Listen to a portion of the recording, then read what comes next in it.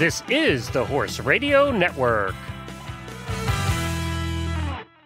This is episode 359 of the Dressage Radio Show on the Horse Radio Network, brought to you by Kentucky Performance Products, Total Saddle Fit, and 2K Gray. Today we're going to be talking eventing dressage with Marilyn Little, and we're going to be joined by one of our listeners for the Total Saddle Fit trainer tip.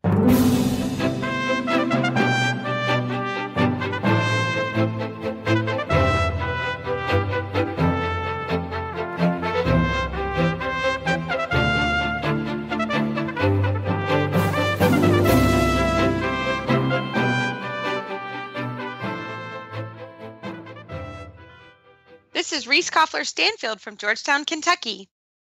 And this is Philip Parks from Rockwood, Ontario, and you're listening to the Dressage Radio Show.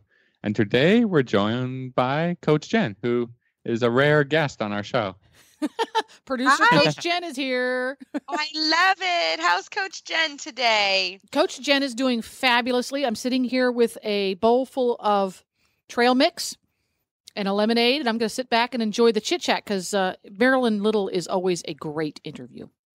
Yes, and you have some big news. You guys had a new addition to your family this week. We did. That's so exciting. Yeah, Nigel came into our lives. Nigel is a thoroughbred, although he's not an off-the-track thoroughbred because he was just too putsy to race at all.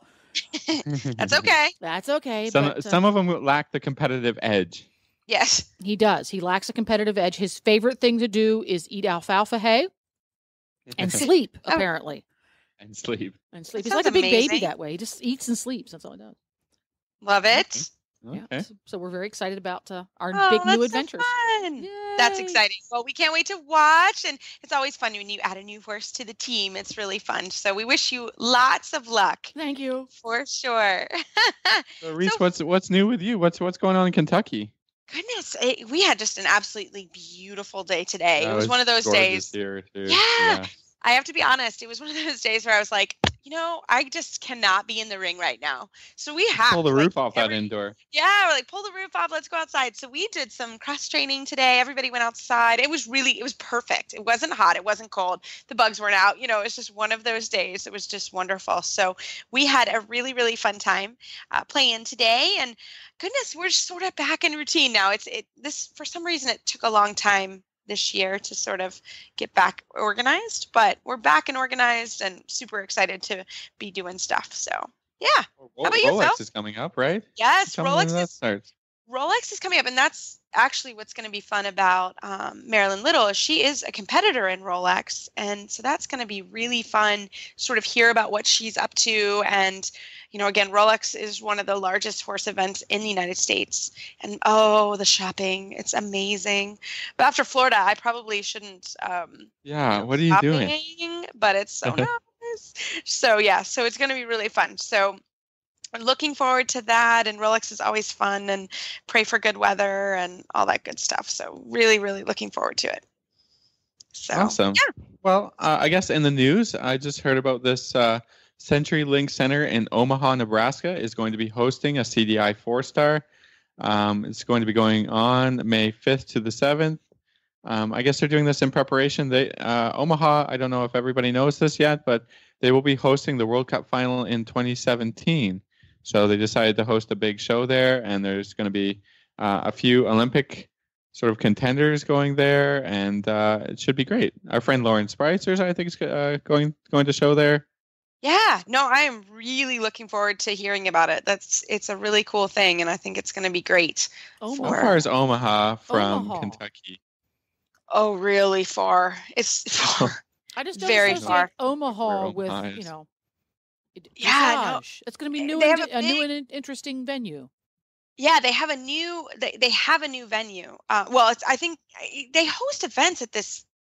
It's a huge convention center, and they host a lot of horse events, a lot of Western events there. So it was interesting that they kind of got the World Cup bid. I think everyone was shocked after Las Vegas because, as Philip and I knew, and you guys listened to the show, we had a blast at the World Cup in Vegas. So it'll be interesting to hear how Omaha is, but this is their test event. And I think they're 10 people competing. Our friend Lauren Spryzer, we will definitely get her on to hear what it's like. But it's almost hard. It's far. It's far from here. 18, 19 hours. I don't know. Far. Really? Yeah, it's far from here. It's crazy. Uh-huh. So, yeah. So I really wish them well. I think it's always interesting, the test events.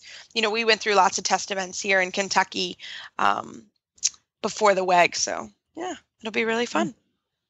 So, all right. yeah. Well, after this commercial. According to MapQuest, it's only 11 hours and 36 minutes. Okay. 12 hours. After doing a 12-hour haul, not recently. Yeah, that's far. Okay. I'm gonna be flying on a plane. I don't know about you, Phil, but yeah, I'm gonna do that. And I looked it up on the map, and it appears that the entire route is under construction. Oh, so now back to the 18 hours. Yes, exactly. You were right the first time. Yeah, for sure. Well, it'll be interesting, and Philip and I will be going next year. We're already looking forward to it, and so it'll be interesting to hear how that test event goes. So, yeah, for sure. All right. After this commercial from Kentucky Performance Products, we're going to have Marilyn Little. This Nutrition Minute is brought to you by Kentucky Performance Products, the company that simplifies your search for research-proven nutritional supplements at kppusa.com.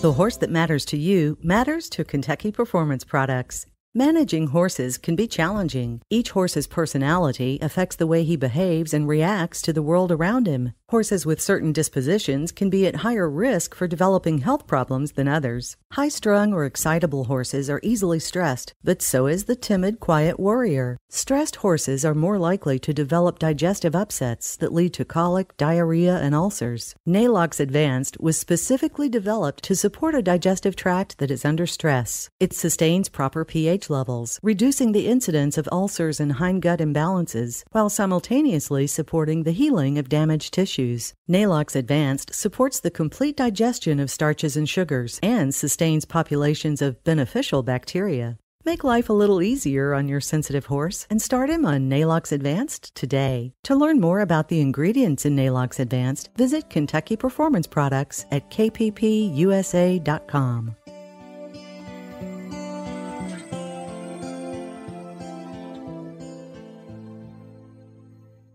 Well, this evening, I am so excited to have 2K Gray Ambassador and 2015 individual and team gold medalist at the Pan Am Games and the 2014 U.S. team alternate, Marilyn Little, on the show. Welcome.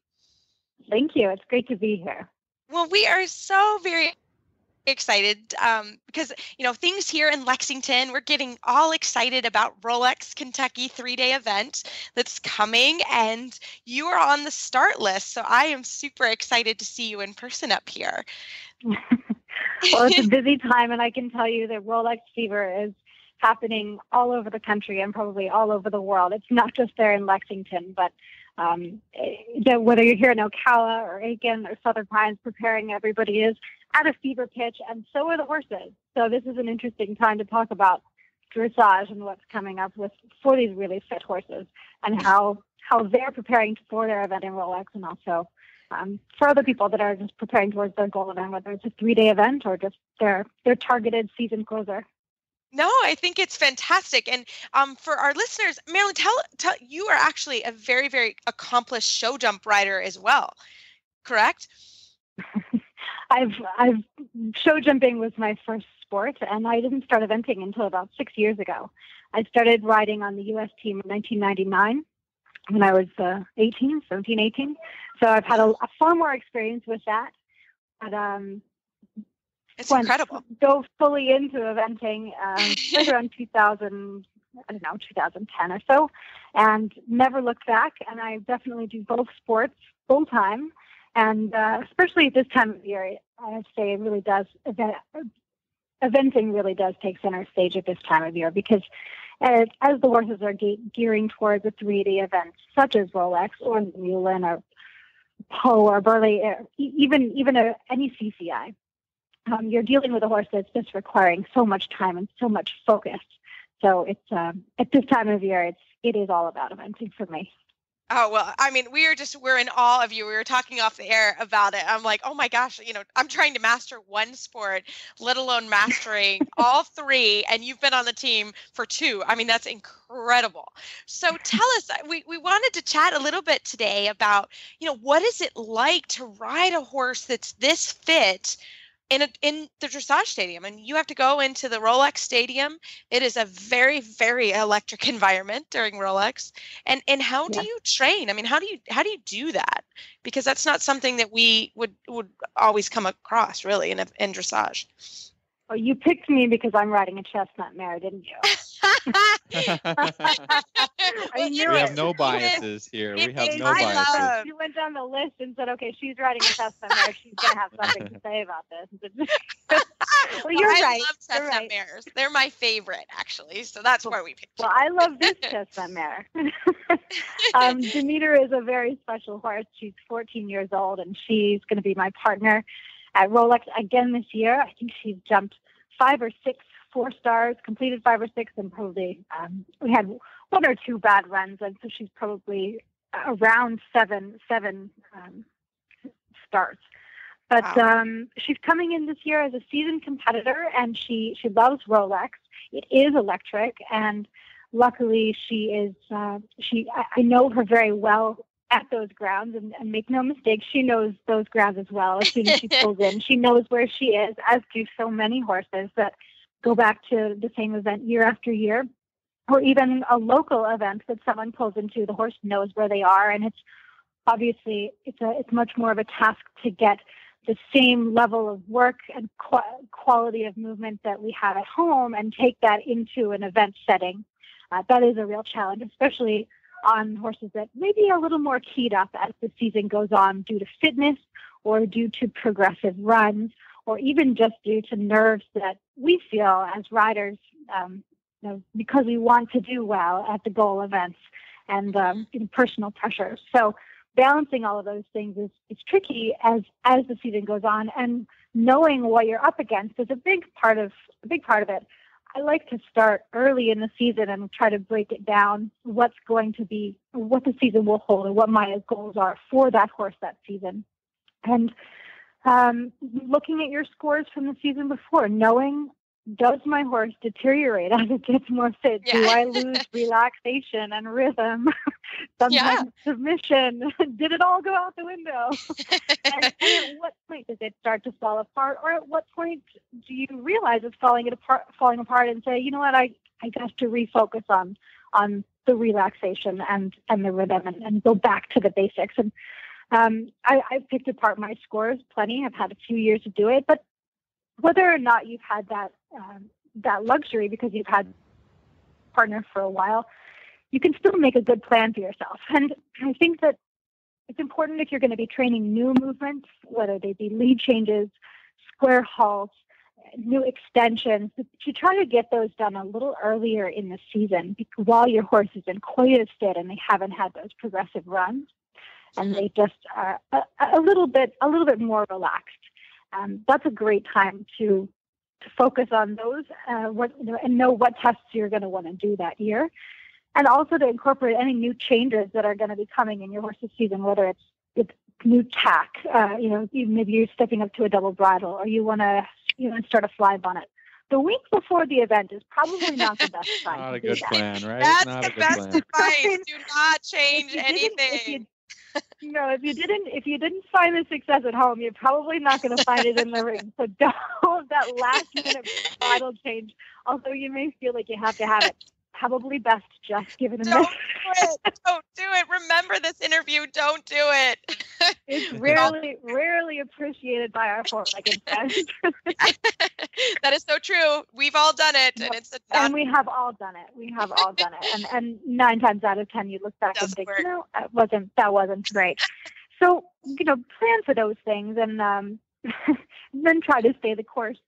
I have to say, as you're getting closer to the event, and as many of us are, or in the case of Rolex, where it's the nerves start racking up the month and 2 months previous, try to have a plan for what's coming just before the event, whether it's the week of the event or in the case of Rolex, many of the competitors will roll in on Monday, and they're not going to do dressage until Thursday or Friday. So there is a whole week that you really need to have a plan for.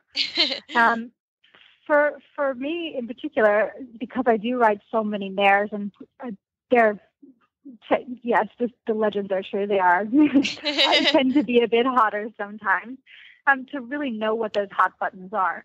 Does your horse tend to get tighter in the dressage saddle? Maybe you incorporate the jump saddle to work them in, and have a plan for where you want to get to by the time you're going into the ring. Certainly, the first ride on Tuesday morning, if you've rolled into Rolex on Monday night, first ride on Tuesday morning is the hardest, because you feel like like everything you had at home should be there with you. And sometimes it just isn't. And that has to be okay, because it is what it is. And demanding that that all of those tools are going to be in play can wreck your entire week right up front. And you'll see it if you go out there on Tuesday morning at Rolex. See a bunch of people out there, and they're trying so hard. And fair enough. I mean, it's a big deal. But the horse didn't get the memo. And maybe knowing where you want to be 5 rides, 4 rides from that point, and say, it's enough to just go out and have a nice rhythm, get them relaxed, review the half halt, review some transitions. Is my horse on the seat? And maybe you have none of that. Let's say you want to get to that by the second ride, the third ride, and then you can start polishing some things for your test. But until you have those basics back and you've got your old partner back, it's not so wise to go. That's not the moment to practice your extensions or decide you want to review the flying changes on Tuesday morning. Then that makes for a very long week for the horse, and a miserable week and ulcers for the rider, because you know you've already lost it. I have to say, Rolex is. It's an advantage for me to have been there several times. I know the property very well, and for many people that are heading towards their CCI or their 3-day event, if you haven't been to the property, you don't know the facility, it's very wise to take the time to get to know it, because maybe your horse shouldn't see the cross-country course before the dressage, before it goes to dressage. Maybe you need to find which ways you can walk or where you can go and hack out, so you don't end up in a galloping lane and suddenly have a horse that is so keyed up that is now really not ready to go down center line. So knowing what's coming and where you are, so that you can plan your ride, is ideal. And I think that helps. Makes a lot of sense. I think that helps too. When you first go, I think it helps the nerves. If you kind of can look at the facility and know what you're up against in a way, I think that also helps the rider a lot. And I think these are great tips for anybody going to a big competition. I mean, these are, you're competing at the international level, but all these are the same tips. I mean, it's no different at the international level than it is, your regional championship level or all of that. I mean, these are such great tips. Sure. And, even if it's, you might find that maybe you find that you need to go out there and do some work in the jump saddle and help get them relaxed. Maybe you need to find a way to do a jump school for them, just to help them blow off a little steam, just so they can relax and you get their rhythm back. And you can alleviate some of the pressure, because that's not going to help you in the ring. And I think this is, a lot of what we're saying is like, you need experience, right? And there's nothing that does that for you than sort of getting out there and doing it. I think a lot of riders put a ton of pressure on themselves, maybe the first time going to regionals or the first time going to a huge competition. I think the first time is just, sort of figuring things out, having a good time. And then, maybe your second time at Rolex is going to be a lot more successful, because you can do better planning and you know what you've got, right? Or your 4th or your 5th or your 10th. Yeah, or 10th, I think this sport, whether it's dressage, eventing, show jumping, you see, the best competitors are not always, the young guns coming up, but the people who've been there quite a few times. Absolutely. And one of the most insightful things that someone once said to me was, I've been to Rolex now 10 times, and each of those 10 times I've ridden a different horse. I said, what do you mean a different horse? He said, well, the horse that I had in the morning was different than the horse that I had when I went into that atmosphere. It's a different horse that I had in the test. I thought, well, that's disheartening. But it's true. And that's hard. Yeah, that makes it hard. It's unfortunate, but as we all know, the best laid plans go awry. And even though you might have a great plan for your week and you've been training well and you have a plan for your warm-up and you know what you want to hit on in the warm-up. Do you want to do lead changes? Do you not want to do lead changes? Do you think that it's a good time for fine-tuning, or are we going to need to just go long and low and round and make sure that they're moving and supple? Have a plan for your warm-up and be prepared that maybe that horse that you rode that morning or the day before is not going to be the horse you have on the day, and just can't panic about that, and be ready to adjust your ring ride for the horse that showed up. Yeah, you can't push for all of the movement. Maybe you just need to say, it's enough on a day like this to come out and say, well, it was reasonably submissive. We had a nice rhythm. There were moments of relaxation, and you pulled it off, because that is horses, and they're not machines, and that's part of why we love them, because it is endlessly entertaining, and it's moment to moment, and that is going to happen. And it is. And I think that's so, I think you, again, have to be ready for that. And I think sometimes riders try to make things really complicated in the warm-up. And sometimes it's better to keep it simple. Keep it very simple, instead of like, oh my gosh, I'm not this, I'm not that, always sort of going back, and you've been talking about that as you check your basics and you see, where you are and what you're doing. And, I think that's true. It happens at every competition and every event. And I think, that's your experience showing right there for sure. Well, case in point, I'll give you a few anecdotes. I had a horse that I was really struggling on, and a partner for a while. And she just was very tense that day. We were at Jersey Fresh, and David O'Connor walked out. He said, "How's it going?" And, well, it's not going so well, actually. as if you hadn't already noticed. Yeah. So well. Why don't you bring her back and do 10 walk-trot transitions? And I wanted to ask him if he knew how soon I was going to go in the ring. I'm doing the math in my head, thinking, I don't have time. I could do 5. But I think I got 10 done. But and then I even had a little more time to just make a couple circles. And suddenly I went back to the basics at that very heated, very tense moment, and just coming back to something we knew, the transition. Put her back on my hand, put her back on my seat, and we found a rhythm again that we could then salvage the test with. Was it our best test? No, but it could have been so much worse. And I came out of it with a horse that was able to go to her next event reasonably peacefully, rather than a horse that came out thinking, oh, that was a terrible experience. And it was worse. It was bad in the warm-up, and it went worse in the ring. And sometimes it is a simple solution like that, and coming back to something that you can accomplish. What are you going to do if things go wrong?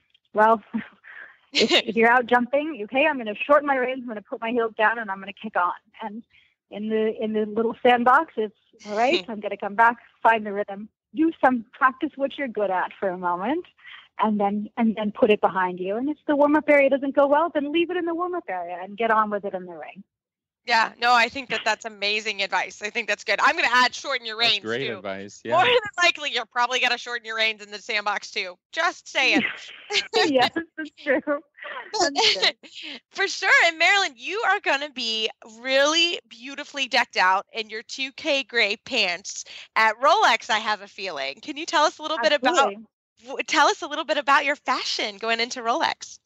Well, 2K Gray has been a fun alliance for me. It's a great company. It's a real mix of fashion and function, and of course, that I love the fashion and the bling. And they're comfortable and they're fun. But I've worn them at jogs and Nations Cups. I've worn them at 4-stars. I've worn them in the ring. I've worn them afterwards to the competitors' party, and it's a really great line, and they're really great, fun people behind it.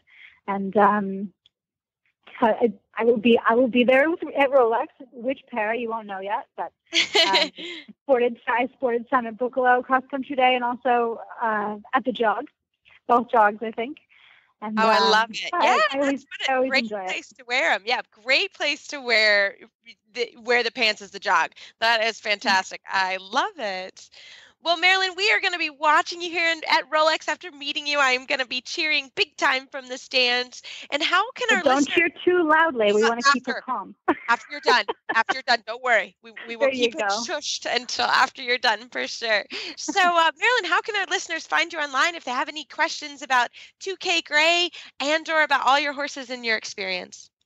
Well, you can check us out on the website at www.raylynfarms.com, RAYLYNFARMS. And you can also find me on Facebook and on Twitter and Instagram at Marilyn Little. And come find us for the course walk at Rolex. I'll be hosting a course walk, I believe, on Thursday afternoon, but all that information will be posted online on the Facebook account. Great. Well, thanks so much, and good luck at Rolex. Okay, thank you so much for having me.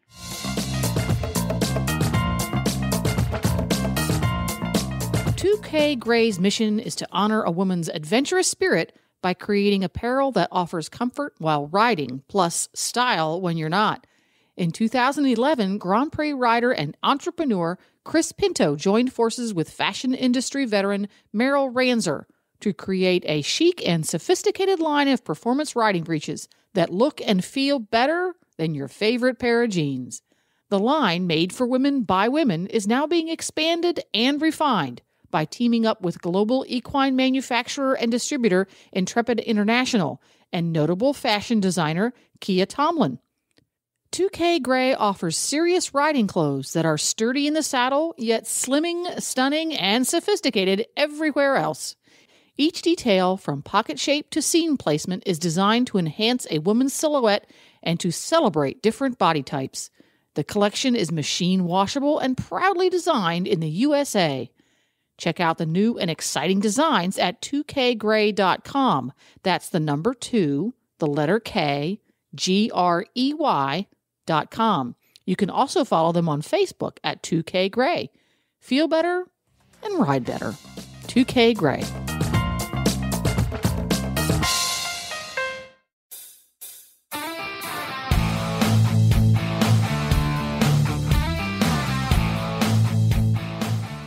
If you're coming to Kentucky Horse Park for the Rolex or any other event, the best way to complete your Rolex experience is to stay at the nearby Clarion Hotel, just 4 miles from the horse park. At the Clarion Hotel, your experience will include a great room featuring a Tempur-Pedic memory foam bed, flat screen TV, and in the morning, a full free hot breakfast with eggs, sausage, waffles, and other great breakfast items. The Clarion is a full-service hotel with easy access off of I-75 at exit 115 with plenty of parking for your truck and trailer. The Clarion Hotel is also pet-friendly, so you can always bring along your furry friends. Best of all, you don't have to leave the hotel to enjoy fantastic Kentucky-style food and drink. Cortland's Southern Kitchen offers innovative Southern fare and a casual atmosphere, or you can relax at the Sports Page Bourbon Bar and Grill, where you can give the bourbon sampler a try. It's a great way for you and your friends to discover which Kentucky spirit is your favorite. If you're coming to Rolex, you better get your reservation in early. 859-233-0512. That's 859-233-0512.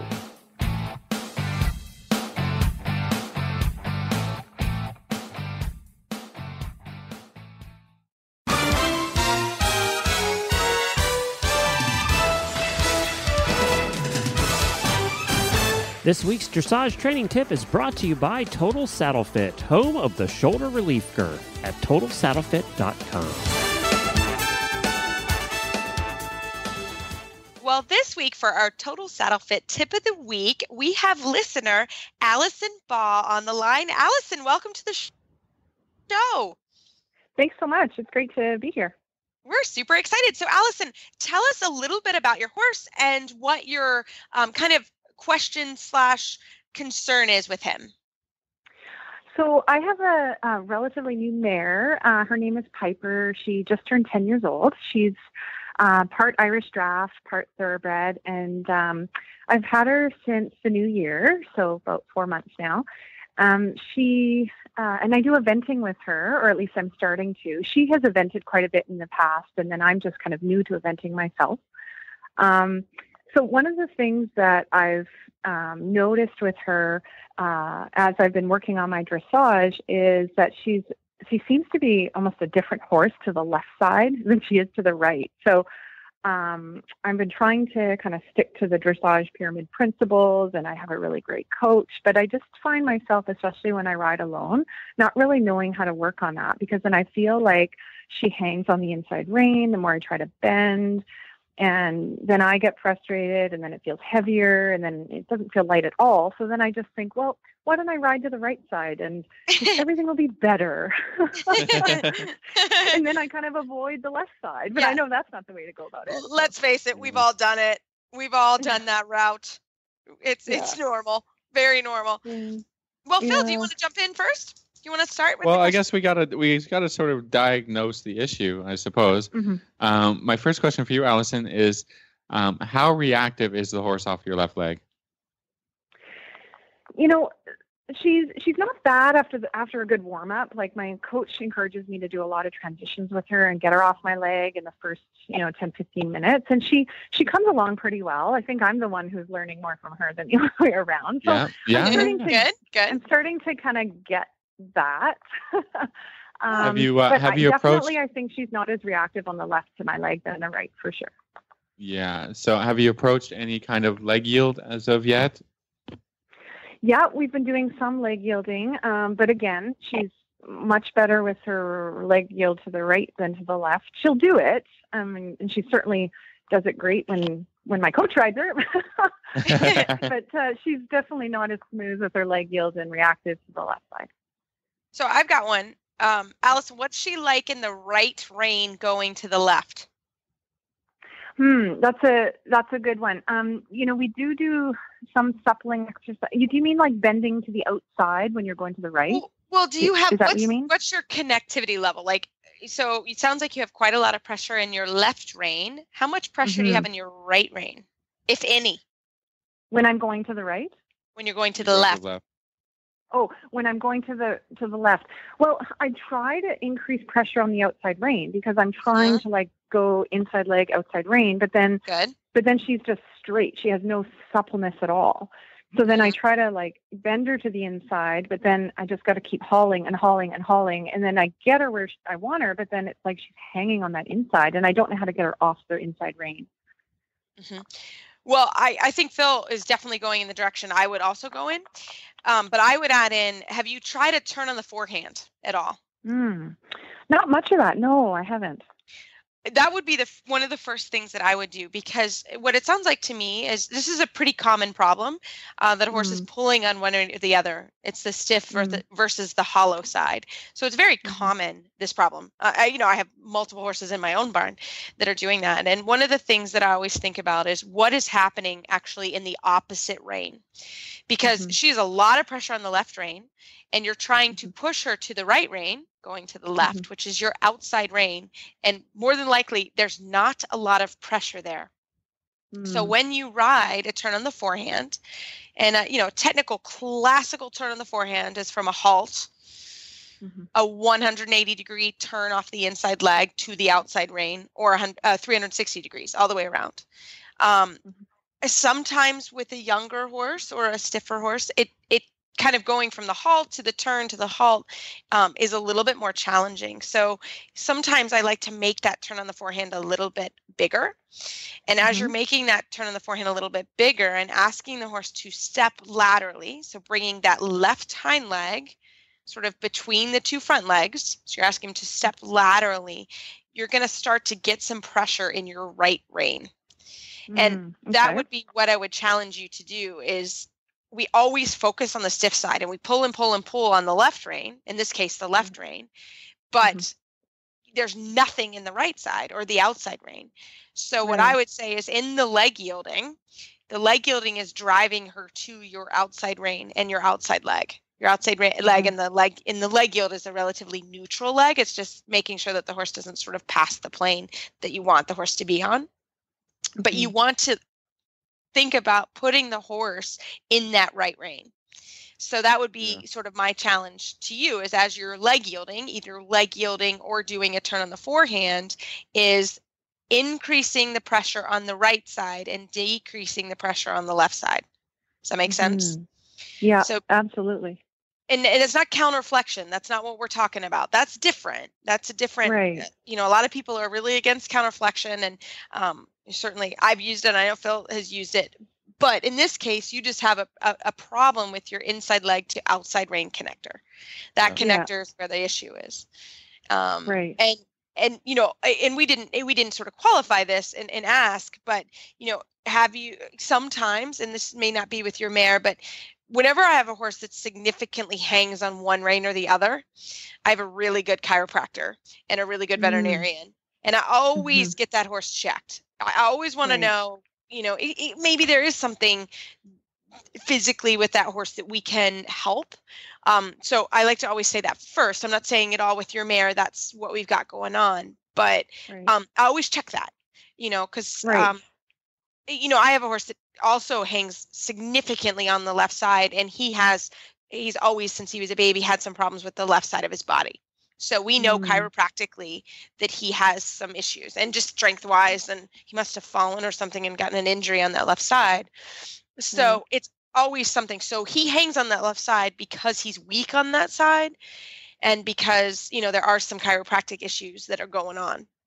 And again, I always like to say that because I think that's important when you have such a significant difference from the left and the right. Yeah. And then you did bring it up, and I think it's important to, when you have a horse that's stiff on one side, you do need to work evenly on both directions. You do need to go to sort of the right side. That's good. That's a really good thing. But sometimes we have a tendency even to stay too long on the stiff side. So in your case, the left side. And so everybody's exhausted. So I think it's important to think, okay, I'm going to change rein every 5 to 7 minutes, if not sooner, to sort of help with that.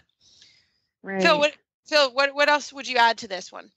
Yeah, I think that's good. I just want to, add a little bit of different wording. I mean, it's in the beginning, especially training level horses and first level horses, when they're learning to bend, that it's the job of the horse to fill up the outside rein, not the rider to start increasing the contact. Because like you said, then the horse just ends up straight or counterflexion. So, I think about these horses as, 3-year-old, 4-year-old horses. Sometimes what I'll do is I will carry a short, like a jumper whip or crop or bat or however you want to say. And the horse needs to learn to take the weight off the inside foreleg. So in this case, it's the left foreleg, right? When you're going towards the left. No amount of pulling will teach the horse to take the weight off of it. So what you can do, even when you're going straight, is add a little bit of left leg. And if the horse doesn't move off my leg, I'm going to give the horse a little tap on the shoulder.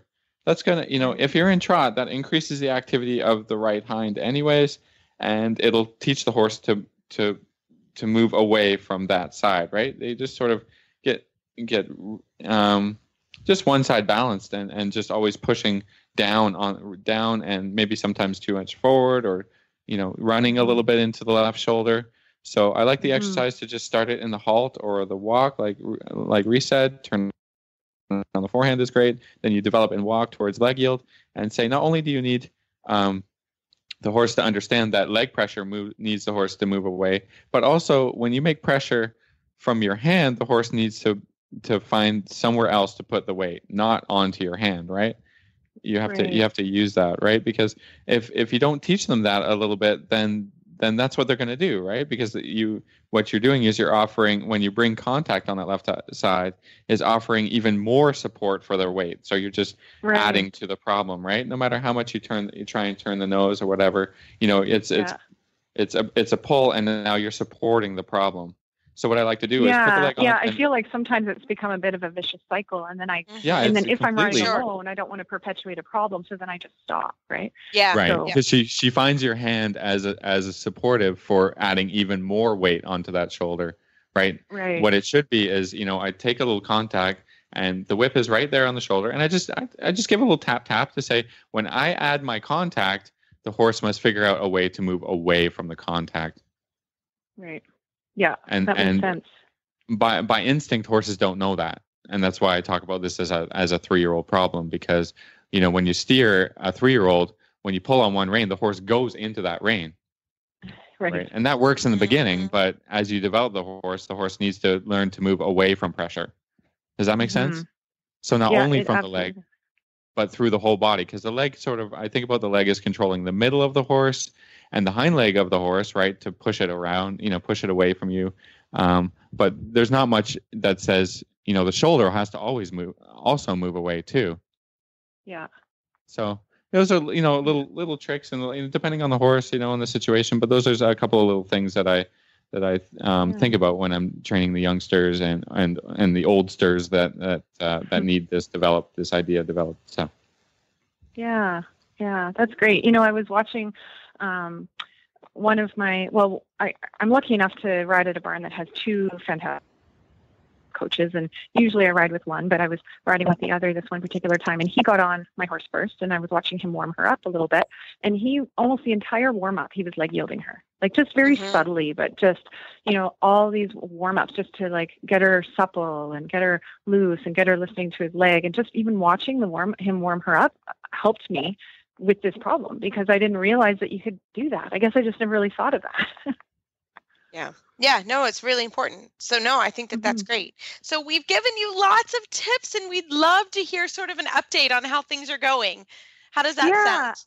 That sounds great. I've been so excited to get her. I unfortunately lost my last horse late last year, and so this has been another new adventure for me to pair up with her. And we've come a long way, and now we're starting to get into show season. So I'm pretty excited to see kind of how things go for us. Awesome. Well, good luck with her. Have fun and keep in touch. Yeah, thanks so much for all your advice. This tip brought to you by Total Saddle Fit, the shoulder relief girth that Reese and Phillip both love. And here's why. The saddle fit solution you have been waiting for is finally here.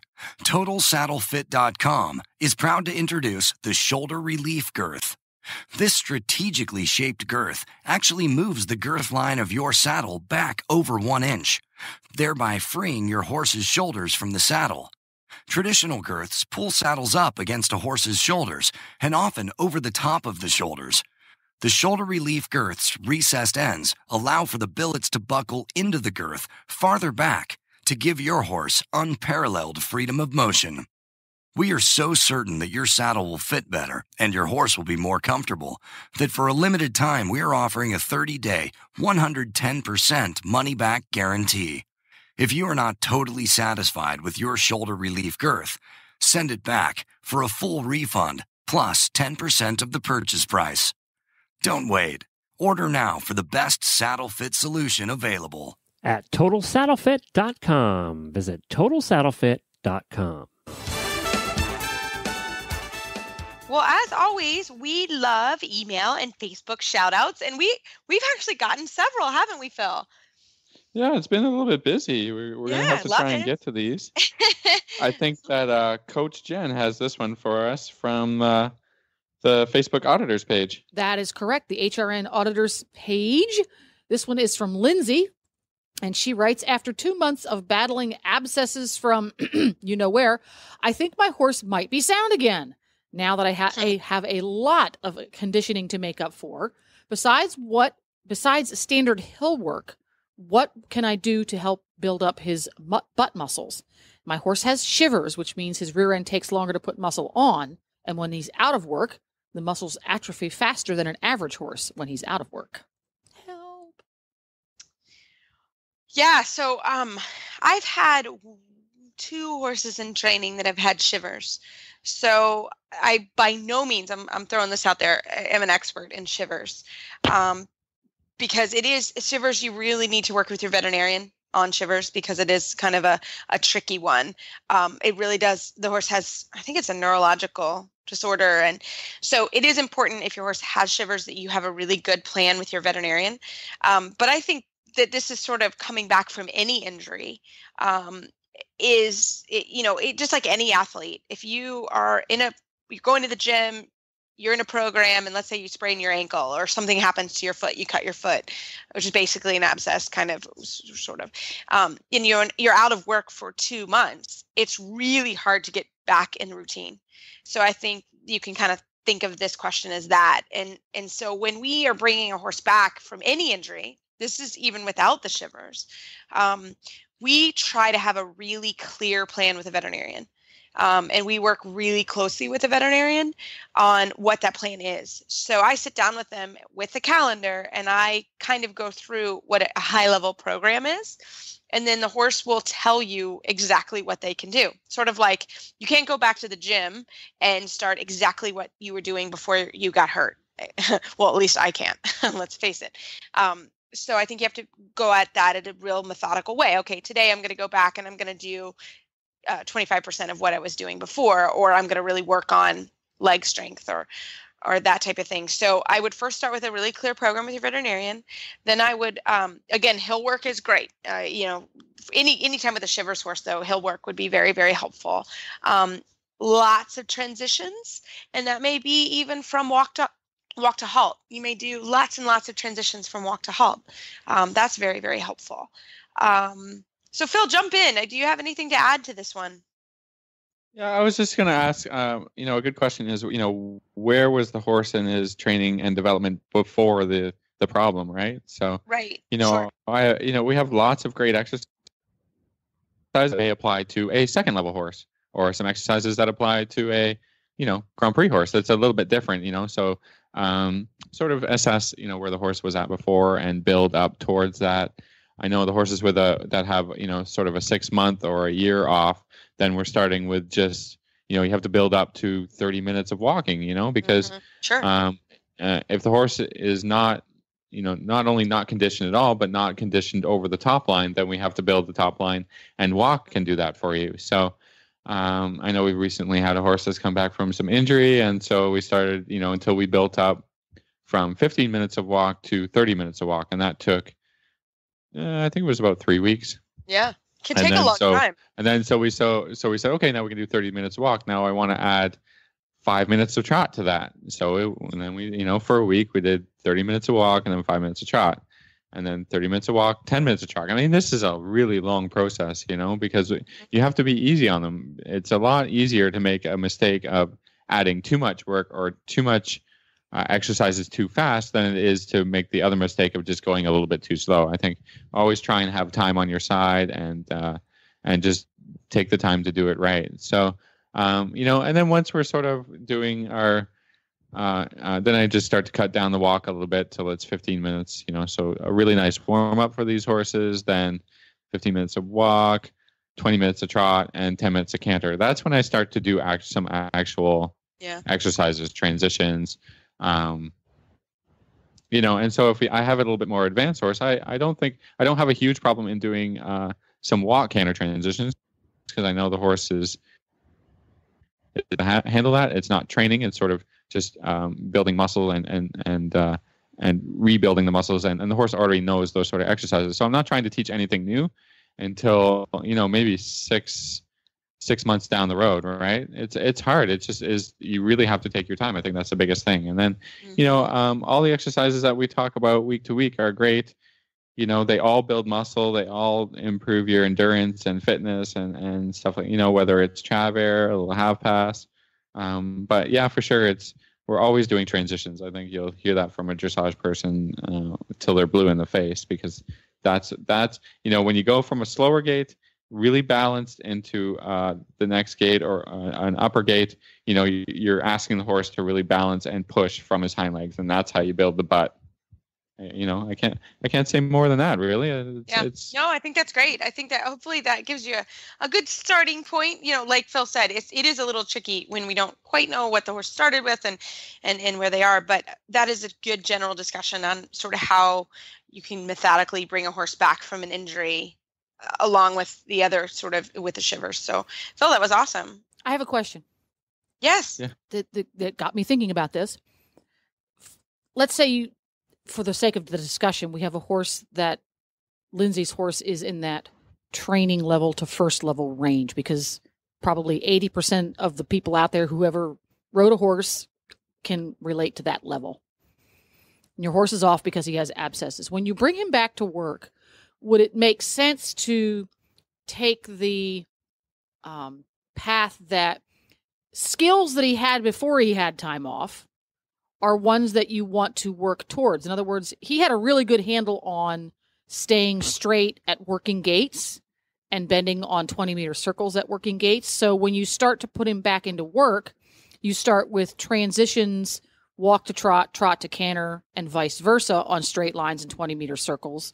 And you start to build on those, but you're not going to be adding new skill sets. If before he went off work, he wasn't able to do A, B, and C, don't use those exercises as a way to help build his fitness back.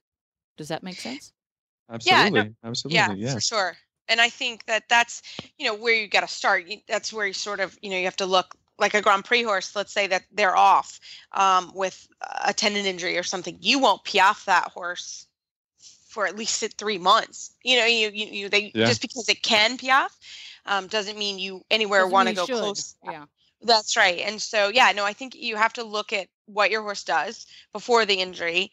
And, at training in first level, when we bring the horses back or we're tack walking a horse, for me, that horse is still on the bit and they're still round and they're still in a frame.